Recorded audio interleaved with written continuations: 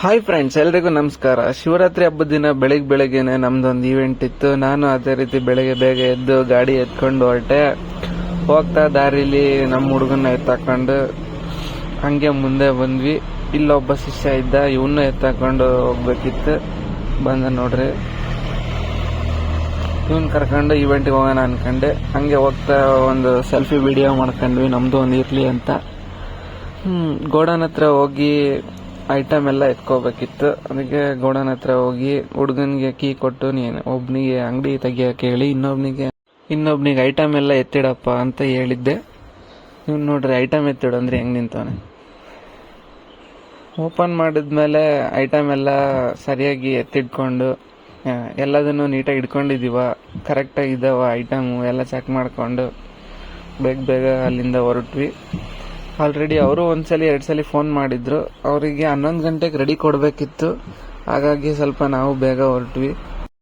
ಅಲ್ಲಿ ಒಬ್ಬ ಹುಡುಗ ನಮ್ಗೆ ಹೆಲ್ಪ್ ಮಾಡ್ದ ಐಟಮ್ ಎಲ್ಲ ಎತ್ಕೊಂಡು ಹೋಗೋಕ್ಕೆ. ಅವ್ರ ಮನೆಯಿಂದ ರೋಡಿಂದ ಸ್ವಲ್ಪ ಅವ್ರ ಮನೆ ದೂರ ಇತ್ತು.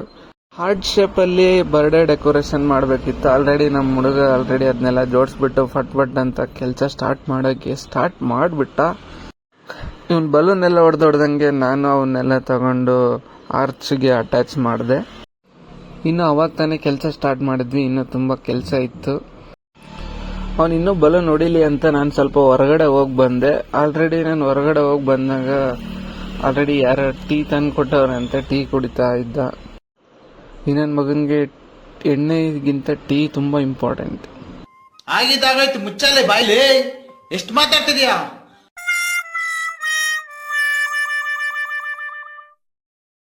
ಸರಿ ಆಯ್ತು ಅಂತೇಳಿ ನಮ್ದು ಇನ್ನೂ ತುಂಬ ಕೆಲಸ ಇತ್ತು. ಹಾಗಾಗಿ ನಾನು ಬೇಗ ಪ್ರಾಪ್ಸ್ಗಳನ್ನೆಲ್ಲ ಎತ್ತಿಟ್ಟೆ. ಒಂದು 80% ಕೆಲಸ ಮುಗ್ದಿತ್ತು. ಈವೆಂಟಲ್ಲಿ ಔಟ್ಪುಟ್ ಬರೋದು ತುಂಬ ಇಂಪಾರ್ಟೆಂಟ್.